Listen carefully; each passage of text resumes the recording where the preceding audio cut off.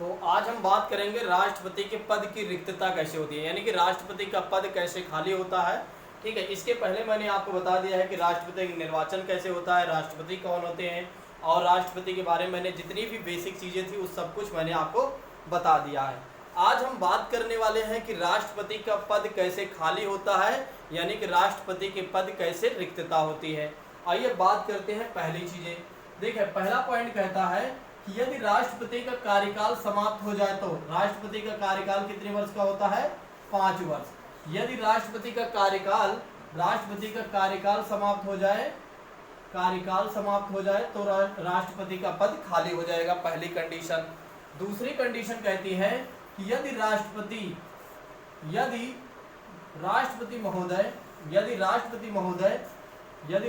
महोदय अपना त्यागपत्र किसे दे दें? उपराष्ट्रपति को। अपना त्यागपत्र उपराष्ट्रपति को दे देते हैं। यदि राष्ट्रपति महोदय अपना त्यागपत्र उपराष्ट्रपति को दे देते हैं तब राष्ट्रपति का पद खाली हो जाता है। तीसरी कंडीशन कहती है यदि राष्ट्रपति के ऊपर महाभियोग की प्रक्रिया चले, यदि राष्ट्रपति के ऊपर या राष्ट्रपति को महाभियोग की प्रक्रिया द्वारा, ठीक है, या तो राष्ट्रपति के ऊपर ऐसे लिख लो, यदि राष्ट्रपति के ऊपर महाभियोग की प्रक्रिया चले। महाभियोग की प्रक्रिया कब चलती है इसके बारे में भी हम आज बात करेंगे। यदि राष्ट्रपति के ऊपर महाभियोग की प्रक्रिया चले, राष्ट्रपति के ऊपर यदि महाभियोग की प्रक्रिया चले तब राष्ट्रपति का पद खाली हो सकता है। ठीक है, तो एक तरीके से कहा जा सकता है कि राष्ट्रपति का पद तब खाली होगा जब इन कंडीशन में से कोई एक कंडीशन फॉलो होती है, तब राष्ट्रपति का पद खाली हो जाता है। ठीक है, एक चीज और भी मैं बताता हूं। यदि समय से पहले, देखिए, यदि समय से पहले मान लीजिए राष्ट्रपति का मान लो कंफर्म है कि यदि राष्ट्रपति का कार्यकाल 5 वर्ष पहले खत्म हो जाए तो उनका कार्यकाल 5 वर्ष का होता है, लेकिन अगर उसके पहले राष्ट्रपति का पद खाली हो जाता है तो उनके पद पर कौन बैठेगा? तो उनके पद पर कौन बैठेगा? उपराष्ट्रपति बैठेंगे। कौन बैठेगा? उपराष्ट्रपति उनके पद पर बैठेंगे। यदि उपराष्ट्रपति भी नहीं है तो फिर कौन बैठेगा उनके पद पर जाकर? सुप्रीम कोर्ट का मुख्य न्यायाधीश। कौन बैठेगा? सुप्रीम कोर्ट का मुख्य न्यायाधीश उनके पद पर जाकर बैठेगा। देखिए, अब आइए बात करते हैं कि राष्ट्रपति पर महाभियोग की प्रक्रिया कब चालू होती है, किन कंडीशन में। ठीक है, आइए बात करते हैं कि राष्ट्रपति के ऊपर महाभियोग की प्रक्रिया कब चालू की जाती है, महाभियोग की प्रक्रिया कब चलती है। आइए बात करते हैं इसके बारे में। ठीक है, देखिए, राष्ट्रपति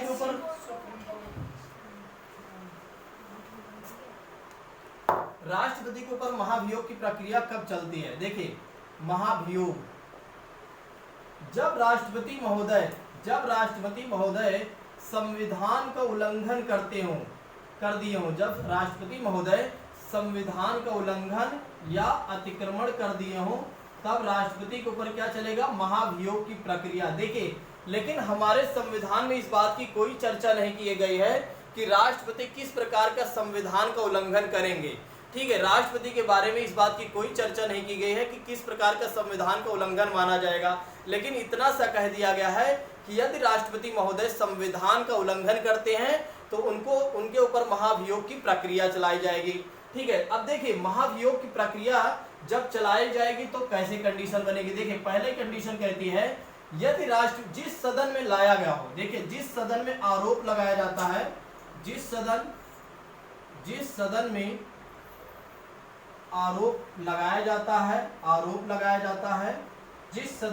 आरोप लगाया जाता है,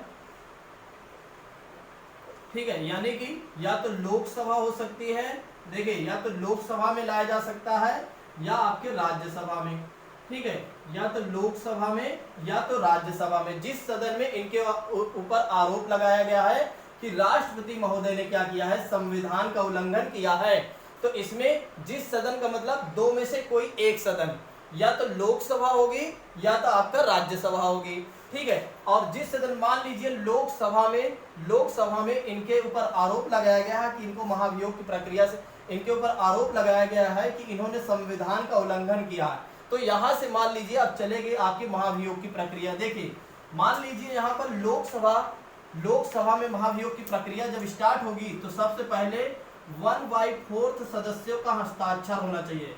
1/4 सदस्यों का क्या होना चाहिए?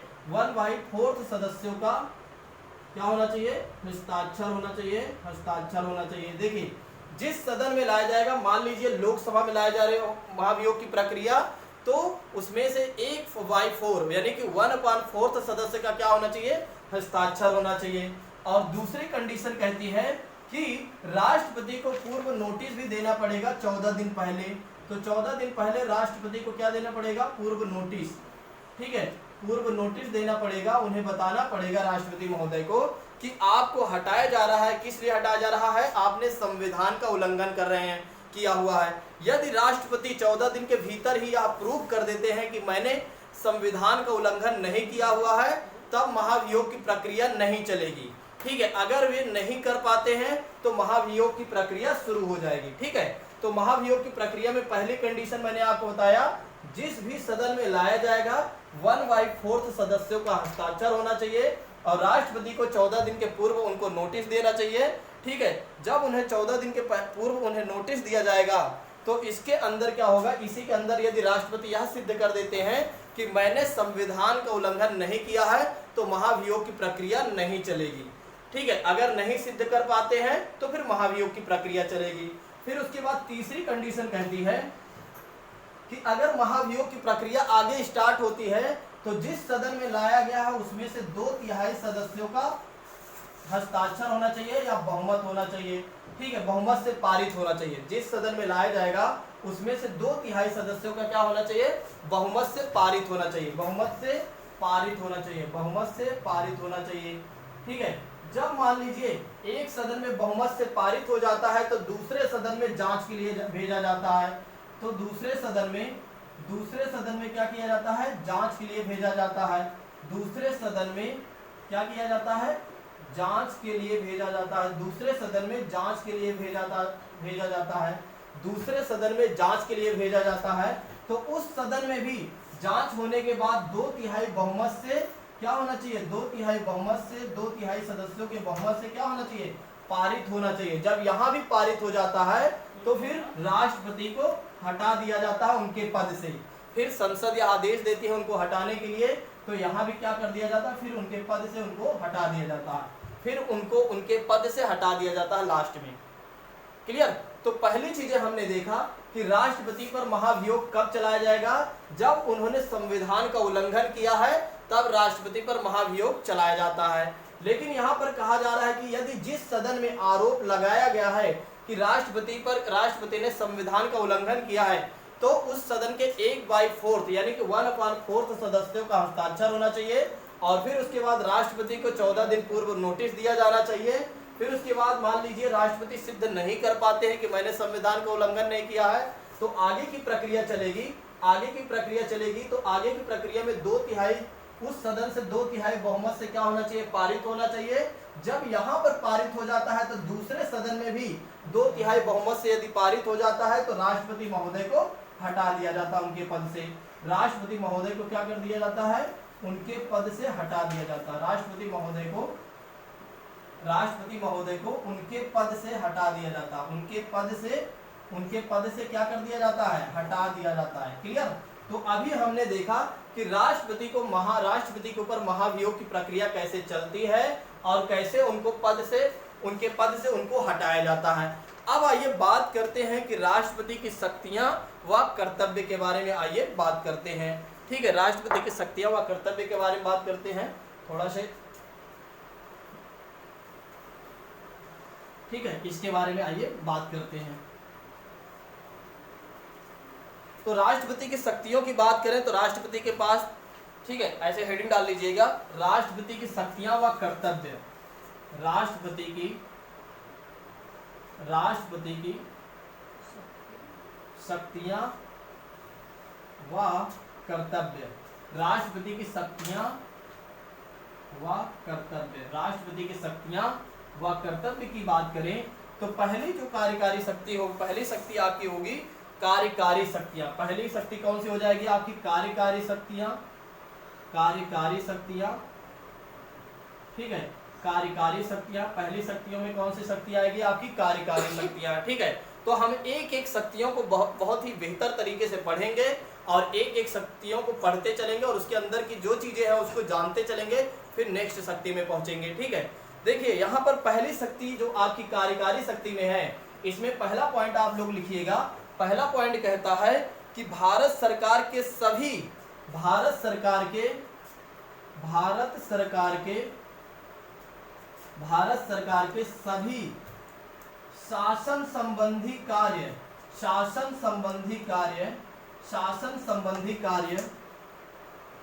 संबंधी कार्य राष्ट्रपति के नाम पर की जाती है। किसके नाम पर किया जाता है?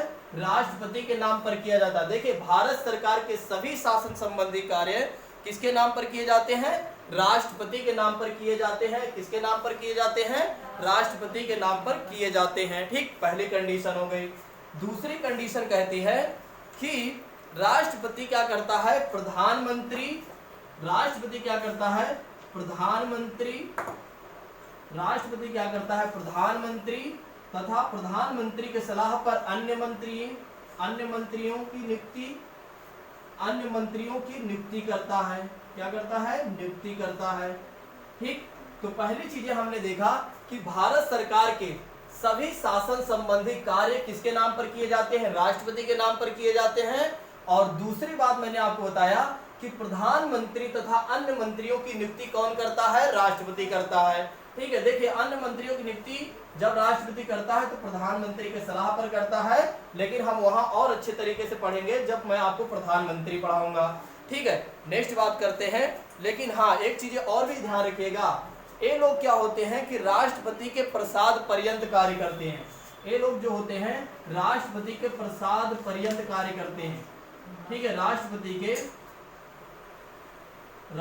के प्रसाद पर्यंत। देखिए प्रसाद पर्यंत का मतलब ये हो जाता है कि जब तक राष्ट्रपति की खुशी बनी रहेगी तब तक ये अपने पद पर बने रहेंगे, ठीक है, अन्यथा ये अपने पद से हट जाएंगे। लेकिन प्रधानमंत्री के केस में क्या होता है कि जब तक प्रधानमंत्री की बहुमत यानी कि बहुमत रहती है, मेजोरिटी रहती है, तब तक वे अपने पद से नहीं हटते। ना उनकी प्रधानमंत्री हटते हैं, ना ही उनकी पूरी मंत्रिपरिषद हटती है, ठीक है। तो दोनों सरकार तब तक बनी रहती है जब तक एक तरीके से आपके बहुमत सिद्ध रहता है या बहुमत रहता है उनके पास, ठीक है। तो राष्ट्रपति यूं ही नहीं हटा सकते हैं किसी को भी। लेकिन आपको अभी इतना ही ध्यान रखना है कि प्रधानमंत्री तथा अन्य मंत्रियों की नियुक्ति कौन करता है? राष्ट्रपति करता है। और साथ ही साथ राष्ट्रपति के प्रसाद पर्यंत ये लोग बने रहते हैं, ठीक है। नेक्स्ट बात करते हैं आगे।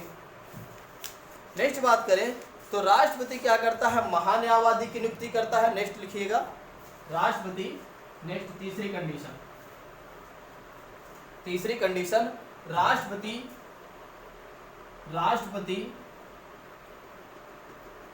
महान्यायवादी, ठीक है। राष्ट्रपति महान्यायवादी, ठीक है। महान्यायवादी की नियुक्ति राष्ट्रपति महान्यायवादी की नियुक्ति तथा वेतन निर्धारित करता है। क्या निर्धारित करता है? वेतन निर्धारित करता है या पारिश्रमिक निर्धारित करता है, ठीक है। तो यहाँ ध्यान रखिएगा, राष्ट्रपति महान्यायवादी की नियुक्ति तथा उनके वेतन निर्धारित करता है, क्या करता है? निर्धारित करता है। दूसरी कंडीशन लिखिए, मतलब अगली कंडीशन लिखिए। नेक्स्ट कंडीशन आप लोग लिखिए, ठीक है। देखिए एक चीज और भी इनके बारे में लिख लीजिएगा कि महान्यायवादी भी राष्ट्रपति के प्रसाद पर्यंत बना रहता है। महान्यायवादी भी राष्ट्रपति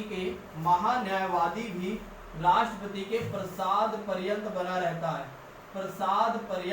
रहता है। महान्यायवादी भी राष्ट्रपति के प्रसाद पर्यंत बना रहता है। देखिए पहली चीज हमने क्या क्या देखा? देखिए जो भी भारत सरकार के जितने भी शासन संबंधी कार्य होते हैं वो राष्ट्रपति के नाम पर किए जाते हैं। और दूसरी चीजें हमने क्या देखा कि प्रधानमंत्री तथा अन्य मंत्रियों की नियुक्ति कौन करता है? राष्ट्रपति करता है, और वे लोग राष्ट्रपति के प्रसाद पर्यंत बने रहते हैं। और तीसरी कंडीशन हमने क्या देखा कि राष्ट्रपति महोदय क्या करते हैं? महान्यायवादी की नियुक्ति करता है तथा उनके वेतन को भी निर्धारित करता है, ठीक है। बात करते हैं भारत, फिर उसके बाद नेक्स्ट बात करें तो भारत के महालेखा, भारत के महालेखा, ठीक है, नियंत्रक, भारत के महानियंत्रक, भारत के ऐसे लिख लीजिए, भारत के महानियंत्रक,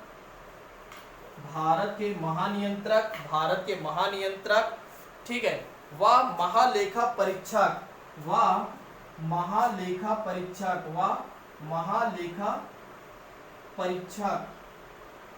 की भी नियुक्ति कौन करता है? आपके राष्ट्रपति करता है। देखिए जिसे बोला जाता है सीएजी, एक और भी चीजें लिख लीजिए, देखिए सीएजी भी नहीं से बोला जाता है, तो भारत के महानियंत्रक व महालेखा परीक्षक की भी नियुक्ति कौन करता है? राष्ट्रपति करते हैं। कौन करता है? राष्ट्रपति करते हैं, ध्यान रखिएगा।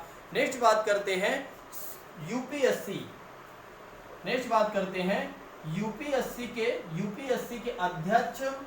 यूपीएससी के अध्यक्ष तथा अन्य सदस्यों की नियुक्ति भी कौन करता है? राष्ट्रपति करता है। अन्य सदस्यों की नियुक्ति भी कौन करता है? आपका राष्ट्रपति करता है। फिर आपके चुनाव आयोग, राष्ट्रपति चुनाव आयोग के मुख्य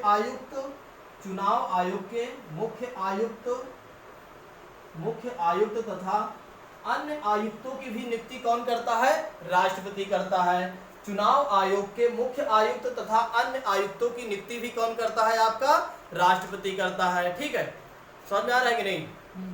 ठीक, नेक्स्ट बात करते हैं और लास्ट बातें आप लिख लीजिए राष्ट्रपति के संदर्भ में। ठीक है, लास्ट बातें हाँ, एक पॉइंट और बच रहा था कि राष्ट्रपति राज्यों के राज्यपालों की भी नियुक्ति करता है। राष्ट्रपति राज्यों के राज्यपालों की भी नियुक्ति करता है। राज्यों के राज्यपालों की भी नियुक्ति करता है। राज्यों के राज्यपालों की भी नियुक्ति करता है। देखिए राष्ट्रपति नेक्स्ट राज्यों के राज्यपालों की भी नियुक्ति, कौन करता है? राष्ट्रपति करता है। हाँ, यूपीएससी के अध्यक्ष तथा अन्य सदस्यों की नियुक्ति भी राष्ट्रपति करता है। इनकी भी नियुक्ति करता है। यूपीएससी के अध्यक्ष तथा अन्य सदस्यों की भी नियुक्ति करता है और राज्यों के राज्यपालों की भी नियुक्ति कौन करता है? राष्ट्रपति करता है। नेक्स्ट कंडीशन की बात करते हैं। एक और चीजें बचती हैं जो आपकी नेक्स्ट बातें कही जा रही है कि अनुसूचित जाति यानी कि एससी तथा एसटी और ओबीसी, ओबीसी तथा उनके वर्गों के लिए एक आयोग की नियुक्ति भी करता है। एक आयोग की नियुक्ति भी करता है। एक आयोग की नियुक्ति भी करता है। कौन? आपका राष्ट्रपति। देखिए एससी एसटी ओबीसी के वर्गों के भी आयोग की भी नियुक्ति कौन करता है? आपका राष्ट्रपति करता है। देखिए अभी हमने यहाँ क्या क्या चीजें देखा। पहली चीजें हमने देखा कि राष्ट्रपति के संदर्भ में कि राष्ट्रपति की कार्यकारी शक्तियां कौन कौन सी है। एक तो भारत सरकार के जितने भी शासन संबंधी कार्य होते हैं वो राष्ट्रपति के नाम पर किए जाते हैं। और दूसरी कंडीशन मैंने आपको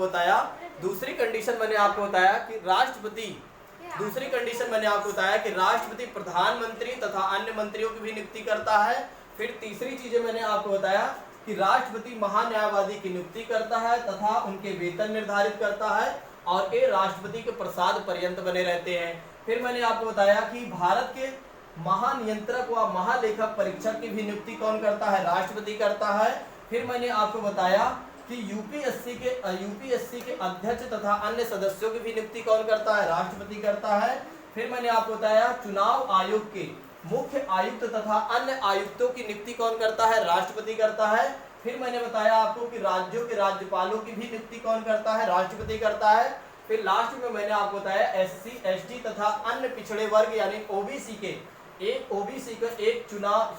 आयोग की भी नियुक्ति कौन करता है? राष्ट्रपति करता है। कल हम बात करेंगे राष्ट्रपति की विधायी शक्तियों के बारे में। ठीक है, कल हम बात करेंगे राष्ट्रपति के विधायी शक्तियों के बारे में।